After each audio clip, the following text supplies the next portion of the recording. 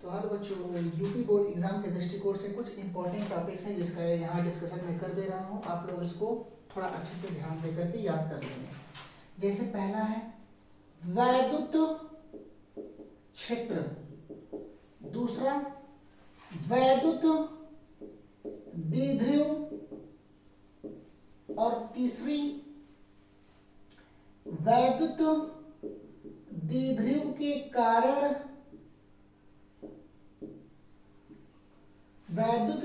के कारण अक्षीय व निरक्षीय स्थिति में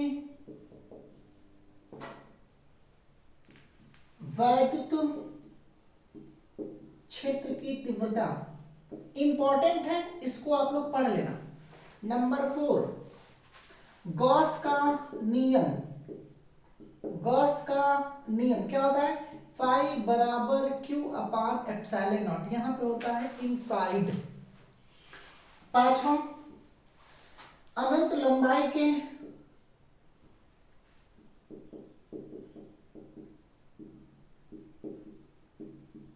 एक समान रूप से आवेशित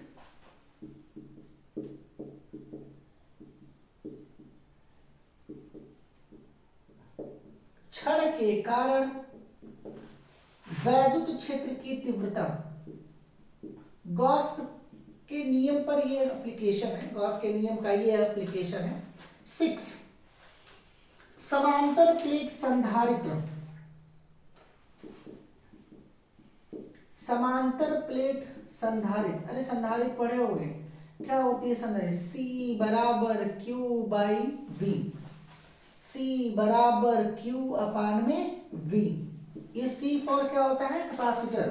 7 संधारित्र के मोस्ट इंपॉर्टेंट, संधारित्र के प्लेटों के बीच, संधारित्र के प्लेटों के बीच परावैद्युत पदार्थ का प्रभाव। अच्छा, इसमें एक चीज मिसिंग कर दिया हूं, वैद्युत द्विध्रुव के कारण अक्षीय व निरक्षीय स्थिति में वैद्युत क्षेत्र की तीव्रता। वैद्युत द्विध्रुव, और एक मेंशन कर लेंगे क्या? वैद्युत द्विध्रुव आघूर्ण टाउ बराबर प्रूफ करने के लिए आता है टाउ बराबर PE sine theta. Similarly magnetism में पढ़ोगे टाउ बराबर एमबी साइन थीटा। 8 नंबर संधारित्रों का संयोजन। संधारित्रों का संयोजन पढ़े होगे। संधारित्रों का संयोजन, एक होता है सीरीज, एक होता है पैरेलल। ये ऊपर वाला मिटार करके सीरीज और पैरेलल बताते हैं क्या होता है। सीरीज एंड पैरेलल, जैसे मान लो कि हमारे पास दो संधारित्र है, एक ये और एक ये, और यहाँ पे मान लेते हैं कि ये टर्मिनल ए है, ये टर्मिनल बी, और इसकी कैपेसिटेंस C1 और इसकी क्या है? C2। तब ये सीरीज में है। सीरीज में पहचानने का तरीका क्या है? इस प्लेट का, इस संधारित्र का सेकेंड प्लेट दूसरे संधारित्र के पहले प्लेट के साथ कनेक्ट है। देखो ट्यू ट्यू ट्यू, तब ये दोनों के दोनों सीरीज होंगे, और सीरीज में जो इक्विवेलेंस निकलता है 1/C1 + 1/C2। प्रतिरोध के ठीक उल्टा होता है। मान लो कि प्रतिरोध सीरीज में है R1 और ये R2, अब ये दोनों सीरीज में है तो इनका इक्विवेलेंट तुल्य प्रतिरोध डायरेक्ट जोड़ के निकाला जाता है, लेकिन संधारित्र में उल्टा करके निकाला जाता है। जैसे पैरेलल कॉम्बिनेशन हुआ, यूं ये पैरेलल कॉम्बिनेशन, ये C1 ये C2, तब इसका तुल्य धारिता डायरेक्ट जोड़ के निकालेंगे। जबकि प्रतिरोधों में क्या होता था? ये मान लो कि प्रतिरोध है जिसकी रेजिस्टेंस R1, ये दूसरी तार जिसकी रेजिस्टेंस क्या है? R2, तो समांतर क्रम में है तो इसका तुल्य प्रतिरोध उल्टा करके निकालेंगे, मतलब 1/Req बराबर 1/R1 + 1/R2। देख लेना, न्यूमेरिकल आता है इन दोनों पर, इस पर और इस पर, दोनों पे, तो न्यूमेरिकल पढ़ करके जाना, और सीरीज पैरेलल कॉम्बिनेशन में पढ़ लेना क्या होती है। मैं ये नहीं कह रहा हूं कि बस यही पढ़ करके जाना, मैं ये जरूर कहूंगा कि ये सब इंपॉर्टेंट है, इसको जरूर पढ़ना तो सभी, लेकिन ये थोड़ा ज्यादा इंपॉर्टेंट है तो इसको अच्छे से पढ़ के जाना। इसके बाद वैद्युत विभव। वैद्युत विभव, वैद्युत विभव तथा विभवांतर, और सबसे इंपॉर्टेंट बात, सबसे इंपॉर्टेंट बात, वैद्युत द्विध्रुव के कारण निरक्षीय स्थिति में, निरक्षीय स्थिति में वैद्युत विभव मैं बता दूं कितना होता है, सो वो होता है V इज इक्वल्स टू 0। निरक्षीय स्थिति में द्विध्रुव के कारण विभव 0 होता है। नेक्स्ट पॉइंट, समविभव पृष्ठ, मोस्ट इंपॉर्टेंट, समविभव पृष्ठ, मोस्ट इंपॉर्टेंट, मोस्ट इंपॉर्टेंट। अनुगमन वेग तथा धारा घनत्व, अनुगमन वेग तथा धारा घनत्व। एक बात और याद करेंगे, अनुगमन वेग को अपवाह वेग भी बोलते हैं, अपवाह वेग, अपवाह वेग, अपवाह वेग। तो या तो अनुगमन वेग करके आ सकता है, नहीं तो अपवाह वेग करके आ सकता है। इसको हम दिखाते हैं BD से, धारा घनत्व को दिखाते हैं J से। J बराबर होता है I/A, और BD के लिए फार्मूला होता है, किताब में है, दिया हुआ है, देख लो। सो अनुगमन वेग तथा धारा घनत्व, वैद्युत धारा तथा अनुगमन वेग में संबंध, आपको बता दें क्या संबंध होता है, तो होता है I बराबर वीना, वीना का मतलब क्या होगा, I बराबर VDENA, VENA ना, सो वीना।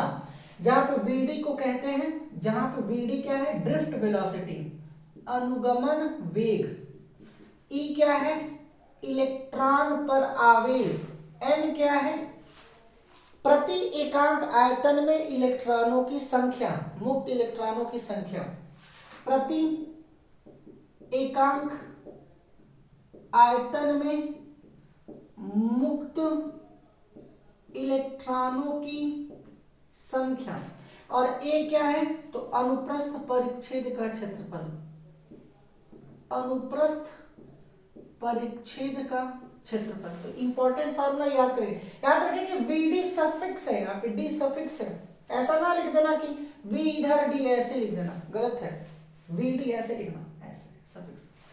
VDE, VE तो इसको VE पढ़ते हैं, D मतलब होता है ड्रिफ्ट, ड्रिफ्ट बताता है कि अनुगमन है, सो VE, VNA ना, V ना, तो I बराबर V ना, इंपॉर्टेंट है, जरूर पढ़ लेना। विशिष्ट प्रतिरोध तथा विशिष्ट चालकता, विशिष्ट प्रतिरोध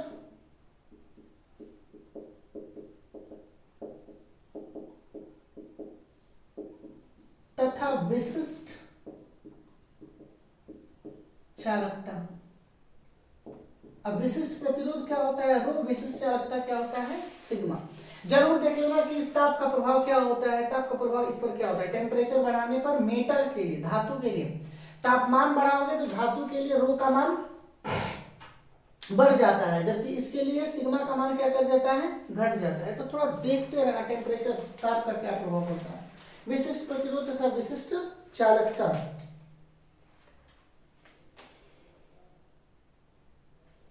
प्रतिरोधों का संयोजन, प्रतिरोधों का संयोजन जो अभी डिस्कशन किए थे, series and parallel combination. So this is the series combination, R1 R2 R3, तब जो इसका इक्विवेलेंस होगा, तुल्य प्रतिरोध होगा Req, सो R1 plus R2 plus R3। और अगर पैरेलल रहा, पैरेलल रहा जैसे ऐसे, ये एक रजिस्टर, ये एक रजिस्टर, ये एक रजिस्टर, ये और ये R1, ये R2, ये R3, ये पॉइंट A, ये पॉइंट B, तब A और B के बीच में इक्विवेलेंस Req बराबर 1/R1 plus 1/R2 plus 1/R3। जरूर से पढ़ लेना, इंपॉर्टेंट है। किरचॉफ का नियम, किरचॉफ का नियम, एक होता है प्रथम नियम और एक होता है द्वितीय नियम। तो प्रथम नियम होता है धारा का नियम, आवेश संरक्षण के सिद्धांत के नियम का पालन करता है। और दूसरा होता है विभव का नियम, कंजर्वेशन ऑफ एनर्जी, ऊर्जा संरक्षण के सिद्धांत के नियम का पालन करता है।